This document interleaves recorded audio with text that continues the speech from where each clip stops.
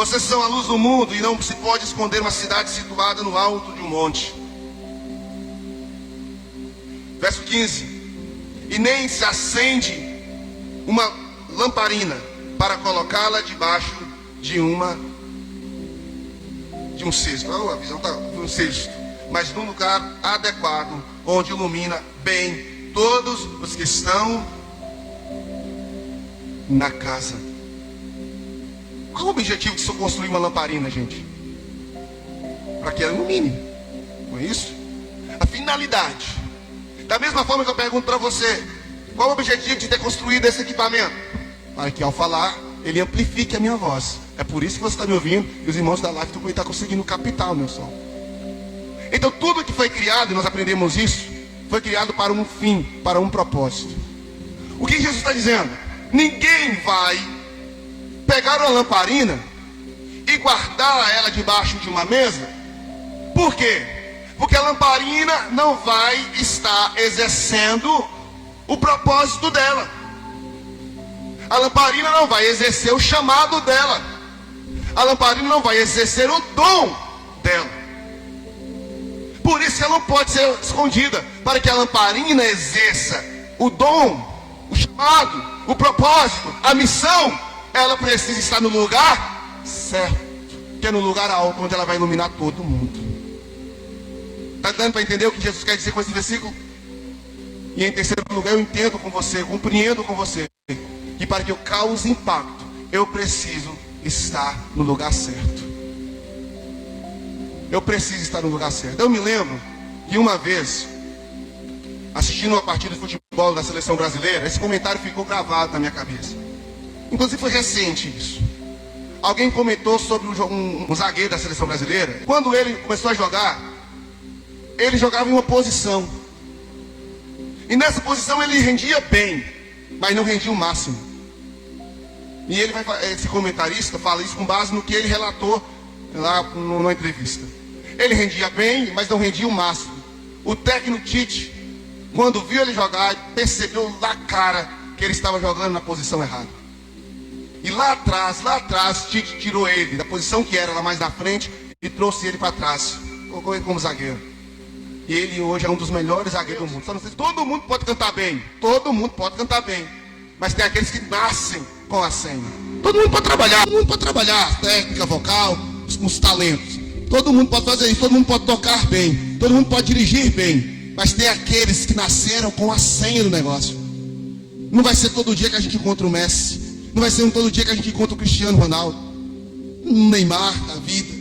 Porque esses camaradas nasceram com a senha para isso, com o talento para aquilo.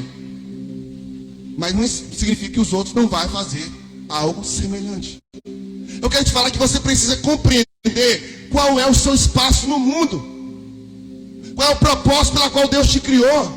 A candeia, ela não foi chamada para poder iluminar debaixo da cama. Ela foi chamada para se iluminar alto. Sabe o que é o terceiro ponto aqui para a gente discutir? É que você não pode esconder ou omitir o dom que há em você. Para que você cause impacto, aprenda a usar seu dom. Para que você possa causar um impacto, aprenda a usar o chamado de Deus para a sua vida. Exerça isso com poder, com influência.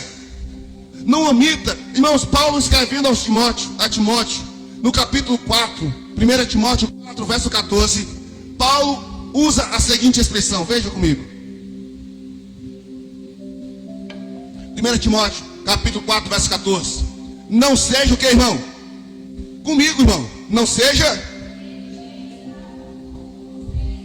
Amém, isso aí. Não seja negligente com o dom que você recebeu. Mas se você não sabe qual é, você vai tratar esse negócio direito?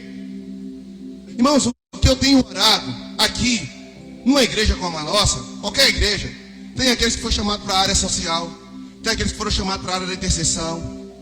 Entenda isso, irmão. Só que você precisa compreender que se você faltar na sua área, todo mundo vai sofrer. É igual bilis. O fígado tem seu papel no corpo. E se um deles começar a dar problema, todo o corpo sente. Eu quero te convidar a começar a orar.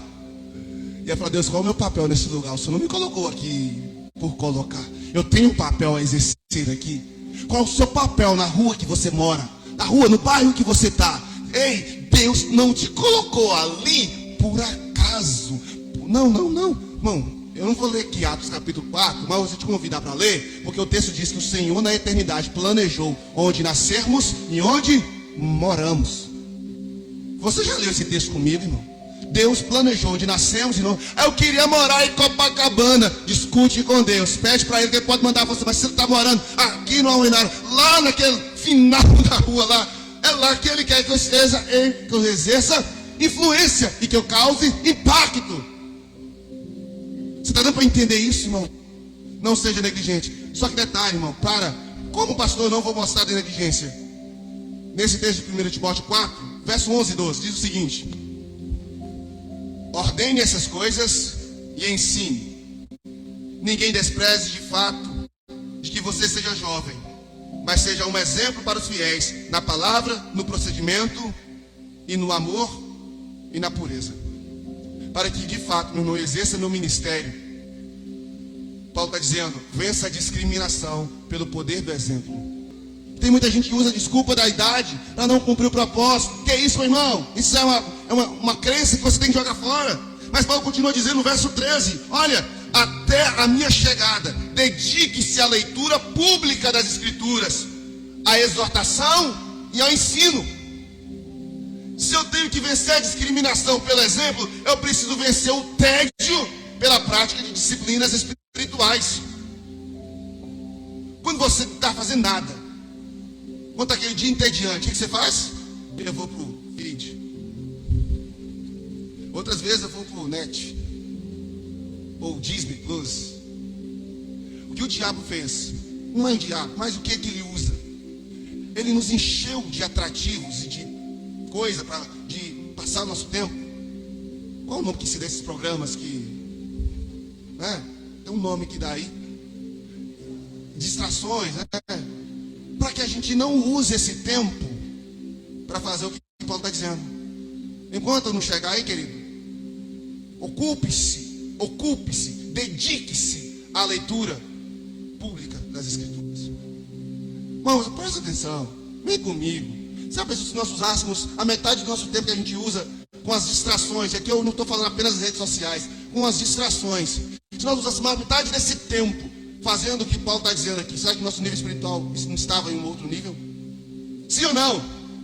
Então o que Paulo está dizendo? Cuide do dom. Você quer cuidar do dom? Então, ser exemplo, quer cuidar do dom? Pratique as disciplinas espirituais. Verso 15, Paulo está dizendo: você quer cuidar do dom? Seja diligente nestas coisas.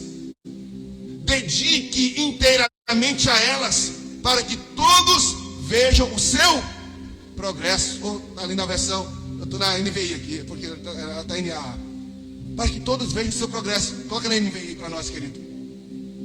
O que Paulo está querendo dizer? Querido, cresça. O que eu tenho falado com os irmãos quase que perto da goela suas aqui: gente, cresça. Pelo amor de Jesus, saia do nanismo espiritual. Saia do nanismo espiritual. Deus nos fez para crescer. E Ele está falando: dedique-se nessas coisas. Você tem um dom, você tem um chamado, mas você tem que aperfeiçoar. Meu irmão, você pode ter o dom de cantar, mas se você não cuidar da sua voz, meu irmão, ela vai dar pane qualquer hora dessa. Você pode ter o dom de pregar, mas se você não ora, não se prepara, não se organiza, não sai nada. Não é que você está dependendo das suas formas, você depende de Deus. Mas o que a Bíblia diz para nós crescermos, e o Paulo está dizendo aí: dedique-se a estas coisas, inteiramente a elas, para que todos vejam o seu progresso. Será que as pessoas estão conseguindo ver seu crescimento? Será que as pessoas que te vê hoje e que te conhecem há 5 anos pode chegar e falar: não, cara, nesses 5 anos fulano cresceu, cara, ele é outra pessoa? O que nós estamos aprendendo é que para eu causar impacto, eu preciso me dedicar aqui, queridos, cuidar do dom. Para que eu possa cuidar do dom, olha bem, para que eu possa cuidar do dom, estou indo no terceiro ponto aqui, só discutindo com você algumas coisas. Como você cuidar desse dom, para que você não seja negligente com ele, para que você possa cuidar da sua luz, colocá-la no lugar certo, no nível certo. É isso que Jesus disse: ninguém acende a luz e coloca a candeeira e coloca em qualquer lugar. Coloca no lugar em que ela tem potência máxima. Deus quer que você tenha potência máxima em tudo que você faz. E aí Paulo está dizendo a Timóteo no versículo 16: atente bem para a sua própria vida e para a doutrina, pois agindo assim você salvará tanto a você mesmo quanto você. Irmão, está percebendo que verdade? Ele está falando, cara, você foi chamado, você tem um dom, você não pode negligenciar isso, você não pode tratar isso com desmero. Então você tem que fazer tudo isso que eu já falei aqui, mas entenda bem, cuide de você e cuide disso aqui. Irmãos, presta bem atenção. Você pode ter qualquer talento nessa igreja, qualquer um, mas todo talento tem que ser afiado por aqui, por aqui. Se você serve na recepção ou serve na exposição da palavra aqui, independente do que você faz, Paulo está dizendo, você tem que cuidar de você e cuidar do que você ensina. Fala comigo, cuidar de mim e cuidar do que eu ensino. Vou mostrar que você tem percebido que o simples fato de você ser um crente, as pessoas estão esperando alguma coisa de você. O simples fato da pessoa saber que você é um crente, ela já espera algo de você. É porque Paulo está dizendo, Paulo não, a Bíblia diz, eu não vou lembrar quem foi que falou, mas foi Paulo mesmo: esteja sempre prontos para responder a qualquer um acerca da sua fé. O fato é que a gente acha que não, eu só cuido da limpeza da igreja, não preciso ter conhecimento bíblico. Eu só sou baterista, né, Rian? Eu só sou baterista, não preciso. Não, você não é um baterista, você é um ministro. Assim como o pastor é um ministro, assim como as irmãs da recepção são ministras, assim como você é um ministro. Um ministro que serve tocando, mas que tem que ter a credencial de um bom ministro, como qualquer outro ministro. Não existe posição inferior no reino de Deus. Não, eu sou pequeno aqui, porque eu sou o último. É primeiro o pastor presidente, o pastor presidente. Quem já ouviu alguém essa expressão, né? Ele é o pastor presidente. Oh, e coloca o cara lá em cima. Não. A Bíblia diz, quanto mais você tem, mais você precisa servir. Por isso. Então Paulo está dizendo, cuide. Só para a gente compreender, lá em Atos 20, verso 28, ele também diz isso para os presbíteros da igreja de Éfeso. Paulo diz, cuidem de vocês mesmos e de todo o rebanho sobre a qual o Espírito os designou como bispos, como presbíteros, para pastorearem a igreja de Deus que ele comprou com seu próprio sangue. O que acontece, meu irmão? Para você cuidar do dom que dá a você, cuide de você. Meu irmão, eu aprendi isso de uma maneira muito dolorosa. Muito dolorosa. Até hoje eu ainda estou construindo em mim. Antes para mim tudo era igreja, tudo era, tudo eu vivia isso, e isso estava impactando negativamente meu casamento, minha saúde. Eu tive um surto. Imagina aí, eu tenho 34, eu comecei a pastorear com 16, isso é 16 mais 16 é 32, isso eu tenho mais da metade da minha vida fazendo isso que eu faço com vocês todos os dias. E quantas vezes nessa mais da metade da minha vida eu tinha tirado férias? Umas 2 vezes. Uma foi porque eu fui obrigada, e a outra foi a que eu dei o surto, e eu pedi a licença. Aí me fala aí, você trabalha na empresa aí, um ano, você já quer tirar suas férias? Eu já estava há mais de 15 anos ininterrupto. E eu estava pensando, como eu queria que a igreja estivesse bem se eu não estivesse bem. O que Paulo está falando? Cuide de você e cuide da doutrina. Cuide de você e cuide do rebanho que você pastoreia. O que eu quero te falar, meu irmão, você não vai poder cuidar dos outros, impactar os outros, se você não cuidar de tu, abençoada, cuida de você. Tem hora que a gente não esquece desse detalhe. Foge. Então, Paulo, você quer cuidar do dom? Cuide de você. Então, cuide da sua saúde.